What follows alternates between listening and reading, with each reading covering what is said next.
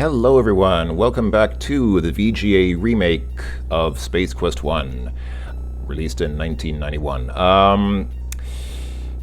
Okay, I am calm. I gotta calm down. I will breathe deeply. Sorry, last video I was really just racing because I was a little bit upset that it took me like 10 minutes to start the game. I hadn't planned on it taking that long, and so I was trying to rush a little bit, but I mean, there's no point to rushing. Like, it's not a race. There's no point in rushing through the game. I mean, gotta take it easy, gotta take deep breaths, gotta relax. We got time for this. Okay. So last time we had just come down here downstairs. We had just taken this elevator down to this lower floor. But just before I proceed here, let me actually go back up because there's something else I want to show you. It's still about this thing about unique messages. You can take anything in your inventory and try to use it on a dead body. Whoops. Oh dear. That was close. It's interesting. I had time to hide behind this elevator before they... Okay, anyway. Oh yeah, somebody told me, somebody commented on the previous video, the Sarians will always appear on the level where you are when that "you hear footsteps" message comes up. So that means that if you, if there's an elevator that goes to between like the two floors here, you can take the elevator to escape. That'll always work. I didn't know that, so nice tip. In this case, it wouldn't have worked because this elevator actually leaves the screen, but... Anyway, so what I was going to say was you can use any inventory item on a dead body, and it will actually, well, okay, this isn't unique to the cartridge, but it will give you mostly unique messages about the different things. This says he doesn't plan to use one of the elevators anytime soon. If you give him money, it's unlikely he'll be spending any money in the foreseeable future. You wave the widget over Stuart's body. He's still dead. See, once again, this is what I love about games like this, is that they actually went to the effort. It's like an advent calendar, you know. It's like you just push everything and click on everything and open up everything, and everything reveals like new special surprises and secrets and things. It's just this is what makes games like this a pleasure to experience and discover, because a lot of games make the mistake of just including things that are relevant to the puzzles and plot of the game. But there's a lot here that's, you know, not strictly necessary. It has nothing to do with the, you know, with what you need to do in the game. It's just there for fun. Because why not? Again, games are supposed to be fun.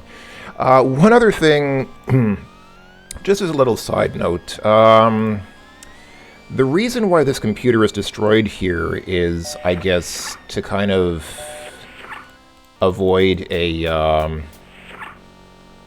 So in the original game, once you got the cartridge, you could try to view the cartridge on this computer here, but every time you did that, a Sarian would walk in through one of the side doors and shoot you dead. Excuse me. Yeah, a Sarian would shoot you dead every time you tried to view the cartridge. There is no way to view the cartridge in the original game. And for this game, I guess they felt like it would be, because there are usually no Sarians in this room, so I guess they felt it would be a bit too Deus Ex Machina if just coincidentally a Sarian shows up every time. So they just had the computer be destroyed. So normally you could view a cartridge on this computer here, but because it's been destroyed, cartridge being on the system is rendered impossible because, again, it's destroyed. You know, the screen has been smashed, and probably the rest of the computer is not working as well. So, yeah.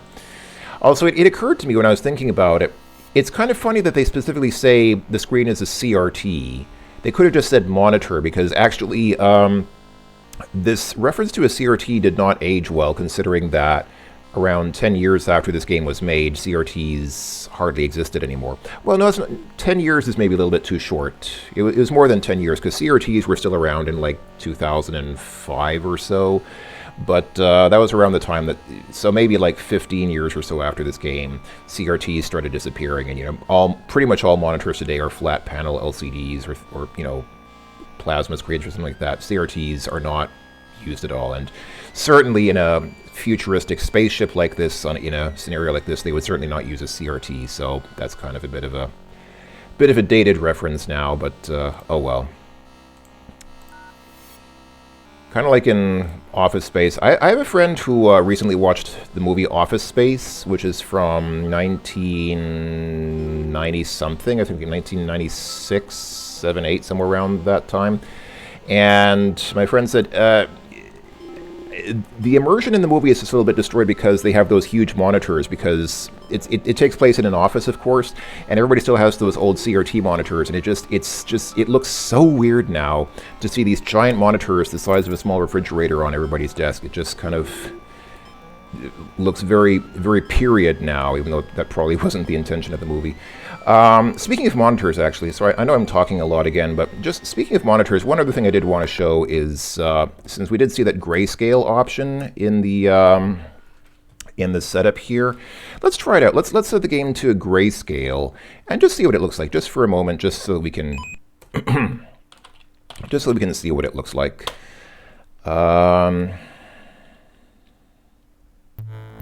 Yeah, you can see, so the logo's in grayscale. I'm going to skip the intro, though, and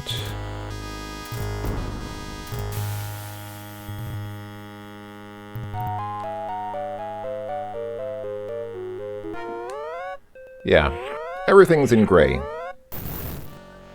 Also, I noticed it looks like they've removed that shaking effect as well, because normally the screen kind of shakes and vibrates when occasionally, but it looks like they've removed that as well. Also, when this robot goes by, you can't move, the controls are deactivated, but you can use the eye, so you can look at the robot as it goes by. A somewhat spastic research droid blows by in a tiz. Perhaps he provides some relaxation therapy instruction to reduce his level of tension. So yeah. The stretch sequence is engaged.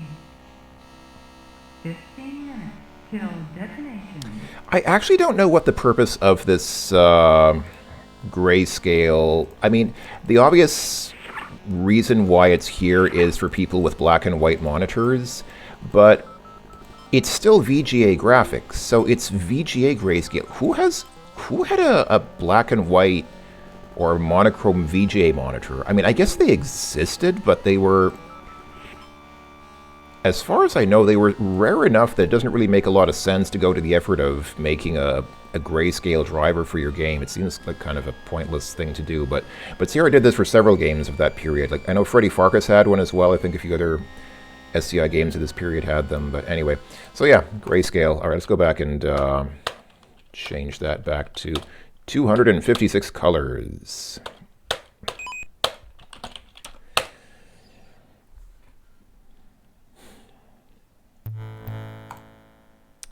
So, let's go back to where we left off. So we had just gotten downstairs, and there's not much in this room. Like, there's this screen here which gives a readout about the ship's status. Only the lab scientist really knew exactly what it monitored. There's this thing here. A pair of viewing ports protrude from the materials testing device. Some sort of wiring harness. Who knows what this is? Can we use it? No, I guess we can't. So there's nothing in this room, actually. This room is totally, like, pointlessly empty.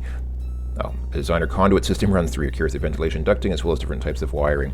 See, again, this is like, this room is totally pointless. There's nothing in this room. None of this stuff has any relevance to anything to do with the game. It's all just window dressing. But I appreciate the fact that it's there, because it makes the game world feel more, you know, more complete and alive, if you will. So it's just like, again, it bothers me when people make games that only have things that are germane to what you have to do in the game. I appreciate the effort put into making a fully realized, fully fleshed out world, game world, even though all this stuff has no practical utilitarian purpose for the game whatsoever.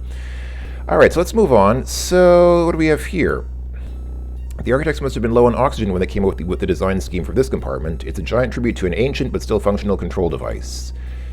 You hear footsteps. So funnily enough, you hear footsteps, I think, always in this room, but the footsteps, the Sarians don't show up as long as you stay on the left side of the screen. So they will never show up as long, you'll hear the footsteps forever, but the Sarians will not show up as long as we stay here. So we can look around a bit. So there's like a view screen, which shows the view from outboard cameras. Came in handy during the testing phase of the star generator.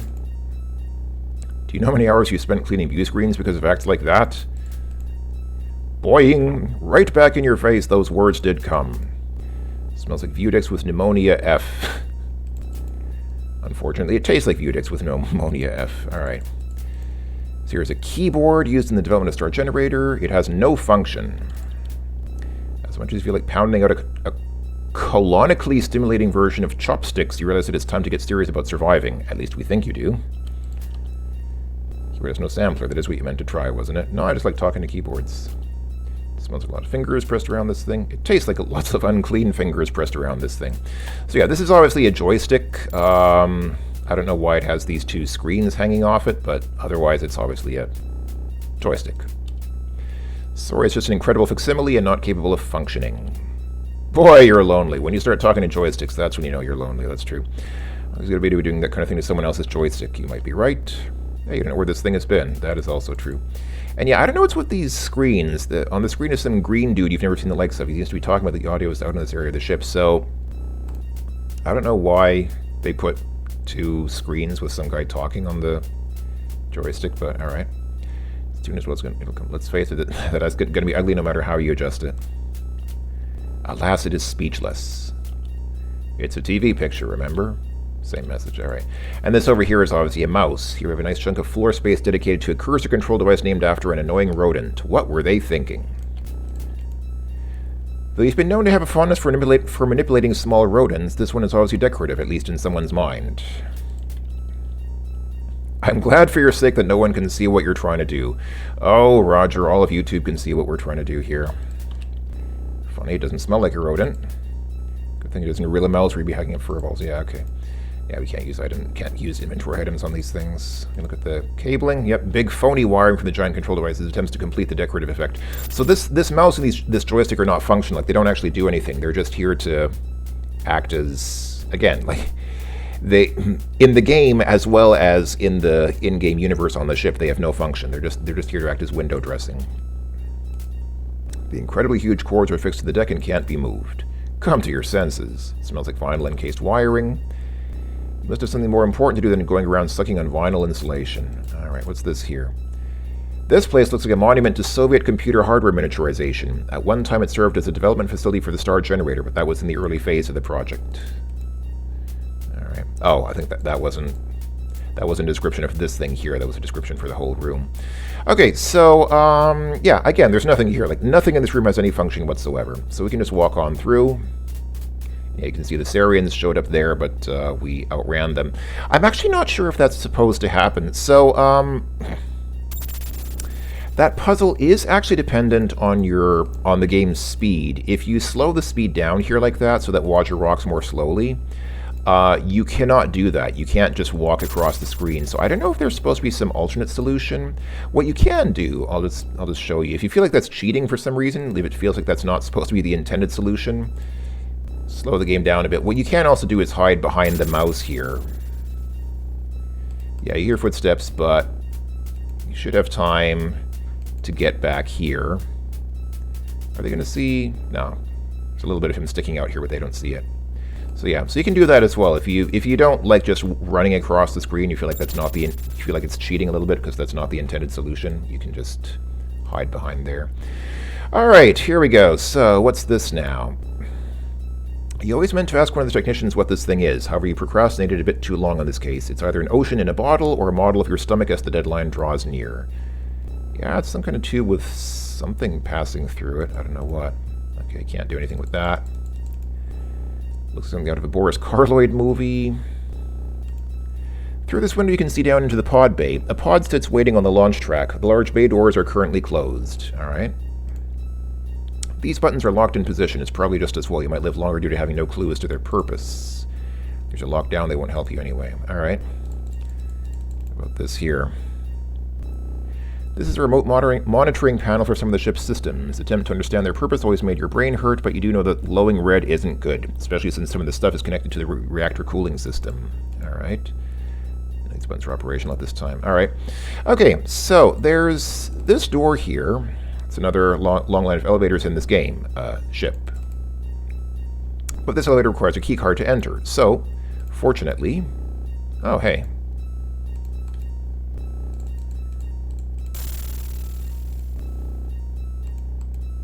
Seemed like I got the same message twice. I don't know if that was a glitch or... I don't know. Anyway. But we have this key card, which we got from that guy's dead body, so... You slide the key card into the slot. The lock releases with a satisfying click, and the elevator doors slide open. Alright, so now we're at, we've gone down even further. The control panel has many confusing gauges on it. The only one you can read says, "Caution, launch bay decompressed." Alright. There are no controls. It is populated on like gauges and readouts. Okay. So there are a couple of ways you can die here. Let's go ahead and show them off, because that's always fun to do. So we can just walk through this door here.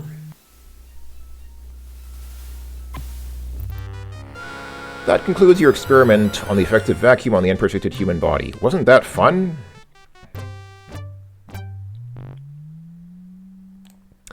Alright, so we need a pressure suit if we're going to go in there.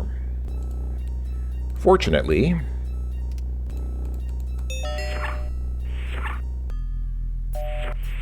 there's one in this closet right here. Let's take a look. What is that on the closet? It looks like a dagger or something. The image on the closet door looks familiar, but you can't quite place it. Is that from somewhere? Like I said, it seems like a dagger to me, but I don't know. Anyway, a spacesuit hangs in the closet. A helmet sits on the top shelf. Let's go ahead and grab that spacesuit. We will need it. Oh yeah, and in here, there's a button above the rectangular object below. You notice some sort of gadget in the drawer? Alright. So, this is the gadget we just got. You're not sure what it does exactly, but it has a switch. So we can turn it on and off.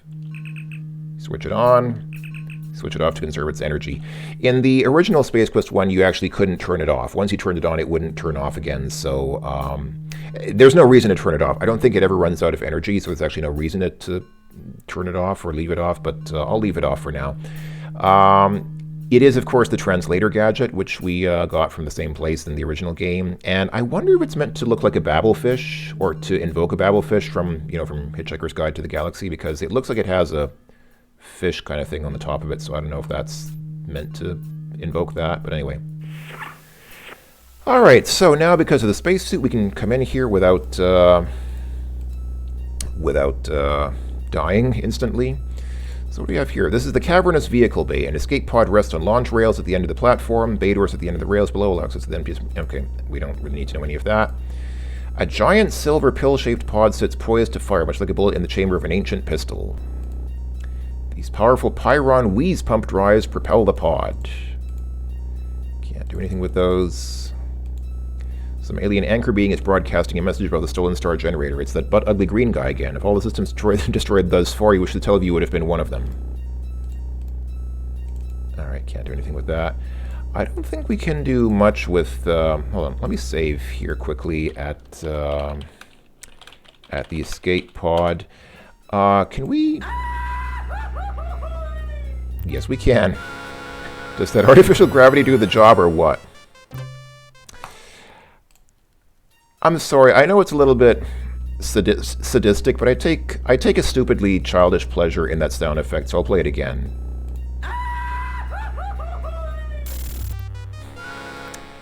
Yeah, I know it's stupid, but it's also kind of amusing. Alright, can we... oh, I guess I need to use the hand. There we go. Alright, this is the interior of the escape pod, and... yeah, the bay doors are closed, but let's just ignore that for now, and let's proceed. So, dials galore, probably the instrument console of the pod cabin. The inside of the Arcada's escape pod is not exactly packed with luxurious appointments. However, when it comes to saving one's posterior, the pod's as good as it rolls.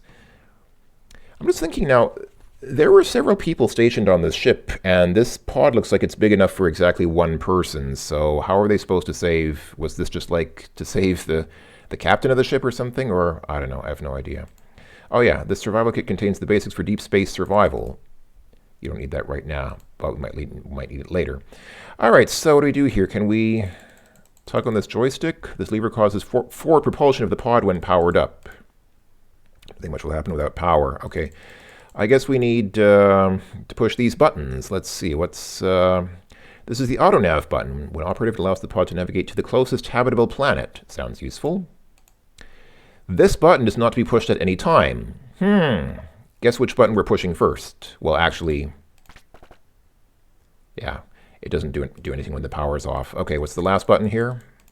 This is the power button. All right, let's go ahead and push that. There we go. And the pod is quite vocal. It makes a lot of beeping and clicking noises when it's turned on, but nice lights, huh? Yeah, indeed. Alright. Okay, now can we push this? Oh, you need to leave the launch bay first. Okay. And this also... Yeah, only works when clear of here. Okay, so we do need to... Okay, let's create some forward motion with that lever there.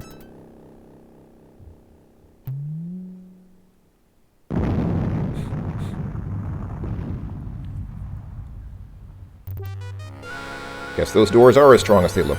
I actually didn't figure out... When I first played this game, I don't know why, I didn't connect that these red things were the bay doors and they need to be open for the pod to escape. I don't know why. It somehow didn't dawn on me. I didn't really...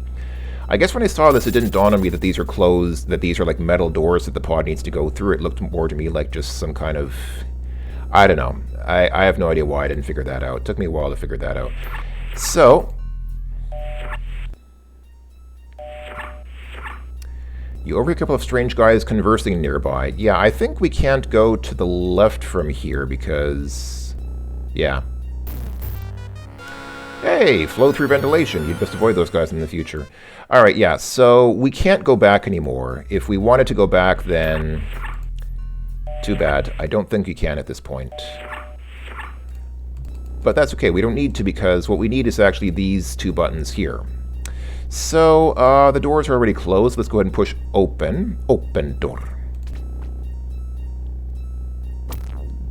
There we go. Now the doors are open, and that will allow the ship to escape into space. Or I guess technically the pod is not really a whole ship. It's just a little escape pod. Alright, let's get in there and turn this thing on. And push that lever. Whoops. I like how you die instantly. Like, I can understand if there was a horrible crash and we flew through the windshield or something, but it does nothing. Like, it instantly ends the game and says, buckle up for safety. Alright. Alright, let's do this properly this time. Yeah, a couple of strange guys conversing. Alright, open door. Alright. Now that we've seen all... I think we've seen all the deaths that we can have inside here now. So let's go ahead and... beat it. So, we go in. We buckle up. Nice. Okay. We turn on the power. I have the power! And now we push the lever. Or maybe pull on it. I don't know. Seems like he just grasps it. Oh, okay. It says you slide it forward, but it doesn't really seem like he moves it. Visually, it looks like he just kind of grabs it, but doesn't move it. All right, you can feel the Arcata start to shake. Let's shake!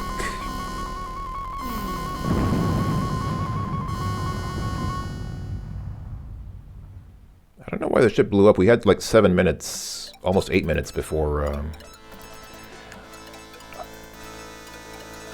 Also, I like this music. I like that they bothered to put music in this segment, even though this whole segment lasts like 2 seconds. Alright, so I'll say in space, and, yeah, you're already thrusting through space. That doesn't do anything now. Still can't take that. Can't do anything with any of the stuff here, so we just need to operate this panel. Oh, that's nice. I guess if you want to enjoy this music without the beeping and clicking sounds, you can turn off the power for that. But, okay, let's go ahead and do the obvious thing and push the button that says, do not push at any time. You have a feeling you shouldn't have pressed that button.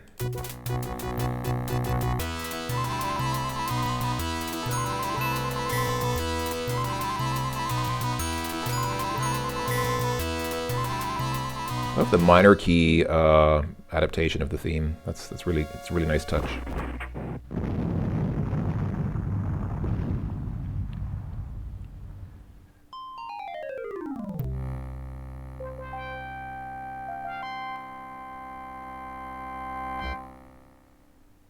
Ouch! I think we've got some serious organ damage here. All of them, of course, could easily be replaced in the time period from which you've just arrived.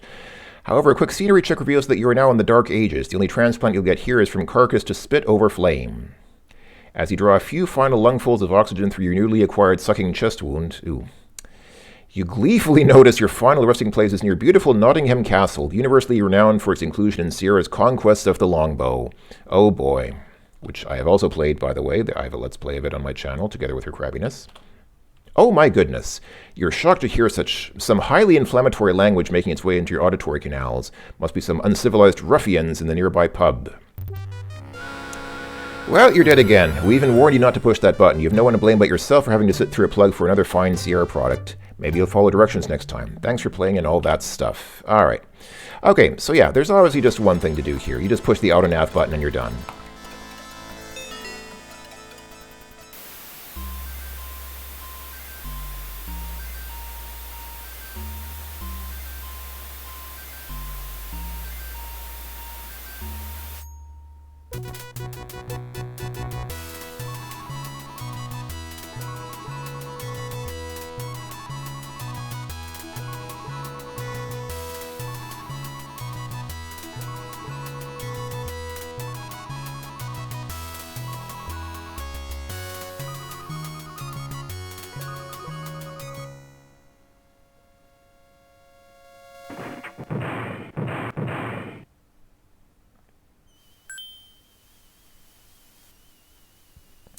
Thank you for flying our Arcata Gateway pod lines. It's nearly been a pleasure serving you. Tell a friend if you've got one. No worries, I don't. Okay, this button just doesn't work the same since the accident. Alright. This has been rendered inoperable due to the shock of that less than graceful landing. Alright. I guess we're done here. We can unbuckle our seatbelt and, oh, and he leaves the pod automatically. Alright, so there are two obvious things here. One is this. A chunk of the highly reflective windscreen rests on the sand at the front of the pod. It, along with your teeth, was jarred loose as a result of the landing's impact. And this thing here. The rugged landing liberated the survival kit from its mounting fixture. Let's go ahead and take a look at what we've got here. So we've got that highly reflective piece of broken cockpit glass, and we've got a survival kit. And we can open it with the hand. So, upon opening it, you discover a Xenon army knife and a canister of dehydrated water. So yeah, just as in the first game, except in the first game the knife looked normal. Here it looks really thrashed. This knife looks like it's definitely seen better days. And yeah, Pelvitron dehydrated water, H2. All you add is air, makes 10 gallons. Caution, do not attempt to open or rupture container. Misuse could result in personal injury and or flash flooding. What happens if we use the knife on the canister? Oh, yeah. Yeah, again, you need to click things backwards. You don't click the you click the bottle on the knife, not the other way around. You wouldn't want to puncture the container. Okay, it doesn't let you do that. All right. Can we take a drink? Yes, we can. That dehydrated water really hits the spot. That should keep it going a bit longer. All right, let's go ahead and save the game here on planet's surface. Let's take a look around. The lovely crisp green of the Keronian atmosphere reminds you that you'll need to do some laundry when or if you get back home. Loitering above the horizon is the second and closest moon of Kerona. It is much less hospitable than the sphere you presently roam. Alright. The pod has an exquisite sheen. Too bad it is destined to remain a monument to your visit. The engine seems to perform their jobs well. They will now stand silent for eternity. The rocks on the ground here are made of crumbling sandstone. The rocks are useless as they crumble to dust. All right. The ridge of sand helped stop the pod. All right. Let's see. Your sense of the ridiculous keeps you from walking off the edge and falling to a certain death on the treacherous rocks below. Phew, that was close. All right. Can't do that. Let's see. What happens if we go this way? Whoa. Hello. That's a friendly-looking fellow. Whoa! Those big guys pack a powerful appetite. Did you feel the way that thing just chomped right through your skeletal system? That had to hurt. The Grell burps in solitary satisfaction. He doesn't often get nice warm meals like you. Too bad the Grell won't eat the spider droid when it shows up. Anyway, alright, so what do we need to do here? We need to find...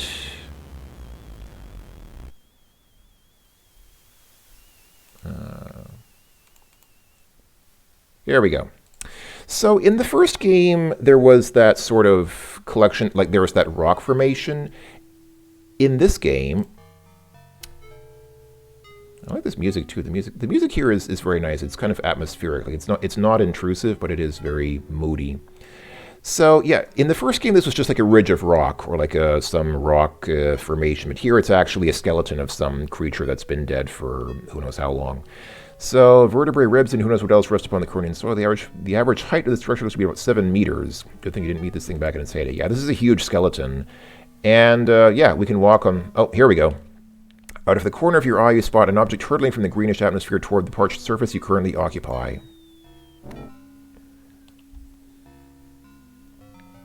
Rats. If the eyes don't deceive, that's a Sarian spider droid. They must have detected the escape pod leaving the Arcada. The spider droid must have been sent along to settle any unfinished business. After the jarring impact, small panels open through which legs sprout. You recall reading in an old issue of Space Piston magazine that this droid was designed to seek out organic life forms and self-destruct when close proximity to the target has been achieved. Like that.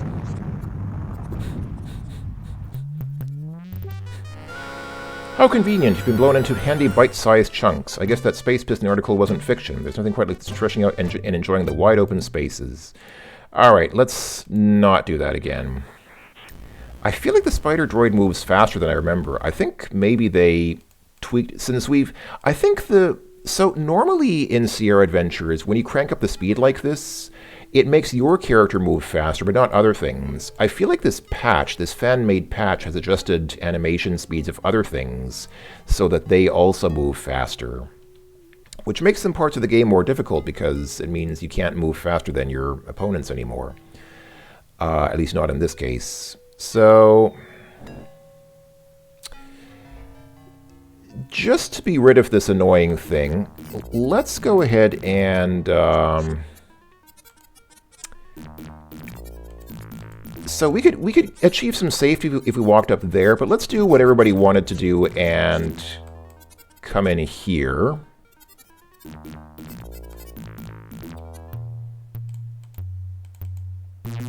Oh no!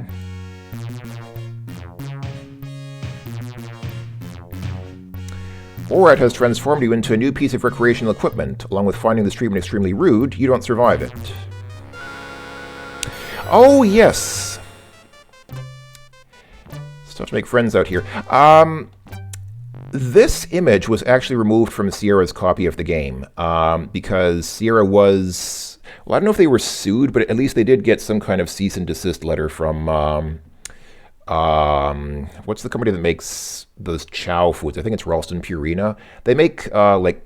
cat chow and dog chow or whatever they're called. It's reference to pet foods that are well known in the United States, or were well known at that time, at least in the United States. And they did get like a letter saying from the copyright holder saying don't use chow references in your game. So they actually removed this. This picture was reinstated by this patch, by this fan patch. Okay, I need to figure out how we're going to do this because and actually before I...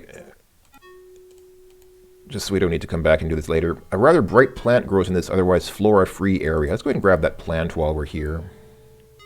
You snag a small cluster of leaves from the gooey plant.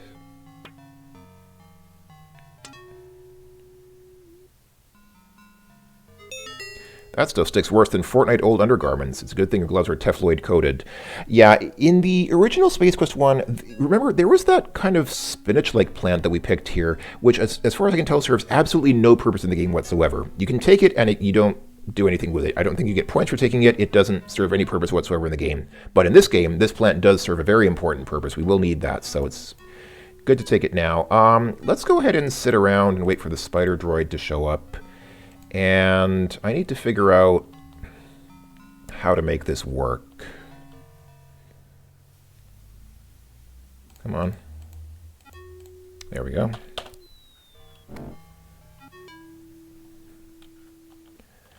Okay, let's get out of here and...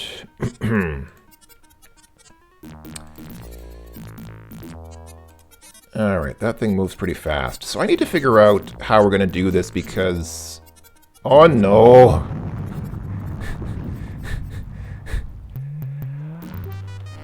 I have never... did you see what happened? he tripped and fell. I have never had that happen. I didn't know that happened, that he could, like, trip and fall. Does that happen only when the spider is chasing us? I have never seen that happen before.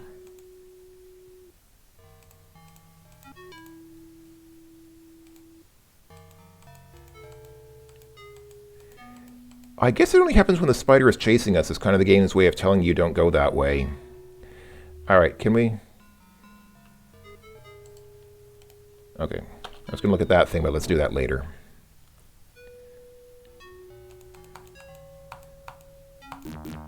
Alright, I'll save here as... Huh? How did that happen? It's odd. Alright, spider droid. Alright, let's see if we can get this spider to walk into Orat's cave. Oh, okay, you have to hide behind the rock there. Okay, that's cool. So you can walk behind the rock there. You shiver at the sight of the spider droid entering the cave on its spindly legs. The cold metallic body searches for something to get up close and personal with. This could be interesting.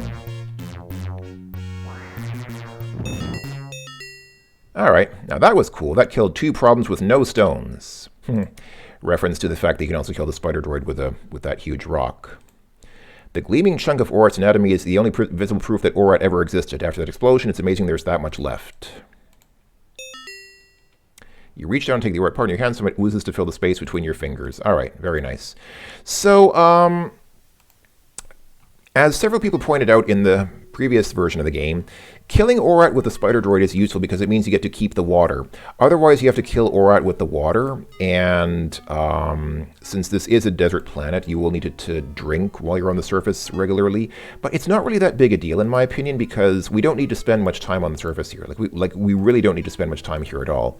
The only other thing we need to do is get this plant. We can get it from here as well. It's the same plant, or it's the same species of plant.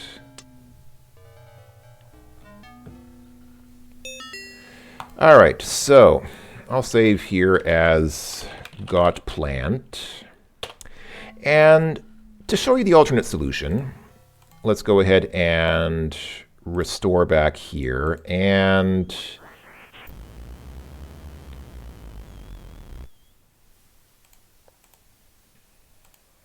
oh, come on.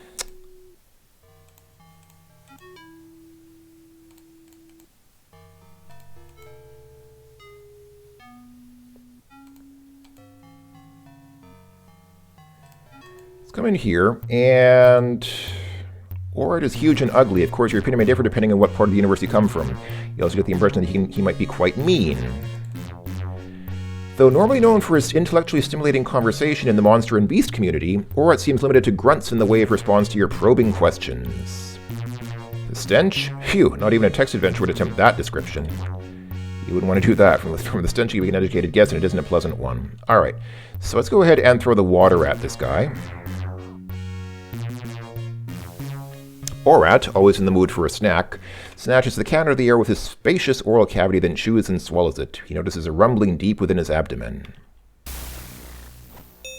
Yeah, so that means we lose the water, and we have to kill the spider droid with the rock, which is kind of difficult to do. It does require precise timing, so I mean, it is easier to kill Orat with the spider droid, and it means you get to keep the water. But let's try it. Let's see if we can make this work.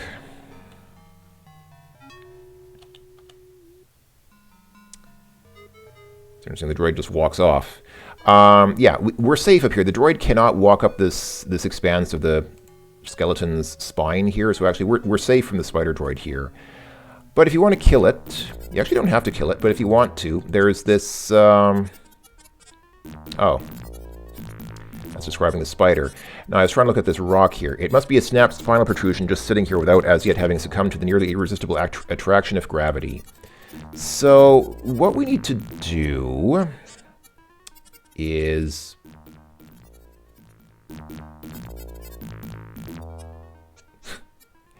Yeah, the movement of the spider droid is a little irregular in this version of the game. Like, it kind of comes and goes. Like, it'll just walk off the screen.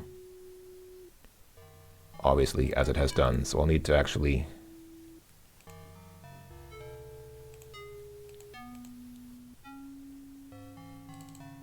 Is it not going to show up now? I guess it won't. All right. I'll try to show this off next time then, I guess. And actually, I just realized, wow, I've gone way over time. I usually try to keep these episodes to 30 minutes, and I got so caught up in the game, I just realized I've gone to, it's just at 40 minutes now. I'm sorry, folks. I didn't mean to play for this long in one video. Okay. I guess I'll stop the video then. Oh, hold on. There's the spider now. Let's see if we can end this video with a bang. Go out with a bang. Come on, get down there, you little sucker. So right about now. Yes! Yes! That was a climactic end to the video. It was not known that you were a master of the protrusion toss. That was a fine effort. Alright. I'm happy! That's a good ending to the video. Alright. That'll be it for now. Thanks for watching, everyone, and I will talk to you all later. Take care for now, and be well. I'll see you next time.